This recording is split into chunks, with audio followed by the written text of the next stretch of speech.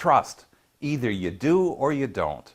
The Merriam-Webster Dictionary defines trust as the assured reliance on the character, ability, strength, or truth of someone or something, one in which confidence is placed. Trust is fundamental for all relationships, and this is especially true for dating, courting, and marriage. Trust is not so easy to build, and once broken, can be extremely difficult to repair. Some people find trusting others quite natural. It may be the way in which they were raised and the good role models they had. For others, it's extremely difficult. They have a hard time believing that anyone has good intentions and will follow through with what they say they'll do. These people may not have had good role models or may have had trust-shattering experiences. For me, trust comes easy. I trust almost everyone. It isn't until you do something that violates that trust that we'll have some problems. When someone has lost trust in you, it's extremely difficult, if not impossible, to get back. Here are some tips to be trusting and trustworthy. Don't hold yourself hostage to your emotions. Forgiveness is a huge part of being able to trust again. It's not as much about forgiving whomever broke your trust as it is about forgiving yourself. Why do you need to forgive yourself? It's because more than likely you're being too hard on yourself for past mistakes. Forgive yourself for the bad choices you've made. Forgive yourself for being abused. Forgive yourself for not walking away sooner. Don't hold yourself hostage to others' actions. It's very easy to set your expectations of others so high that they're unrealistic and unlikely to ever be reached. We all make mistakes.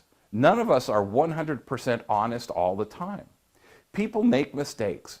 Try to be discerning and determine which people who have made a mistake and are truly sorry for it. Seek to understand what caused them to behave the way they did so that you can be more compassionate toward them and to ultimately forgive. As I'm sure you've heard more than you care to admit, forgiveness is not about the other person. It's about you. Once you truly forgive someone, you release yourself from having to relive the pain over and over again. Forgiving does not condone the action. Forgiving allows you to move on. Your past doesn't equal your future. Just because someone has hurt you in the past doesn't mean that everyone is out to get you. You have to judge each person on their own merits. Do their words match their actions? How do they treat you? How do they treat others? Not everyone has dubious ulterior motives. Learn to recognize that the next person you date is not your ex. If they say or do something that your ex used to do, talk to them about it. If their action triggers negative emotions in you, share that with your partner. Let them know what triggers your negative feelings. Great communication is the only way to move forward in a healthy way. If the other person tries to dismiss your emotions or your triggers, then probably they're not the right person for you. A great mate is going to listen, be open, and willing to try to make sure it doesn't happen again. If you've built up walls that are too high and too wide, not only are you keeping out the possibility of hurt, but you're also keeping out the love and communication you're looking for. You won't be able to effectively share what's on your mind and heart. Establish healthy boundaries. Part of the reason your trust may have been broken in the past is that you may not have committed to healthy boundaries. You teach people how to treat you by the boundaries that you set. If you say no sex before marriage, then don't be jumping into bed on the third date.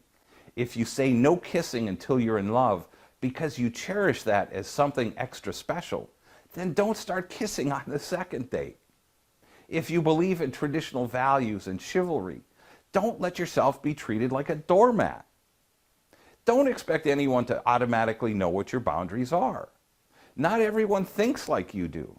What's important to one may not be to the other. However, if you have good communication and they respect you, they will respect your boundaries. If they don't respect your boundaries, then it's time to move on because they're not worthy of your trust. In summary, you can't control how others act, but you can control your response to their actions. Human beings are resilient.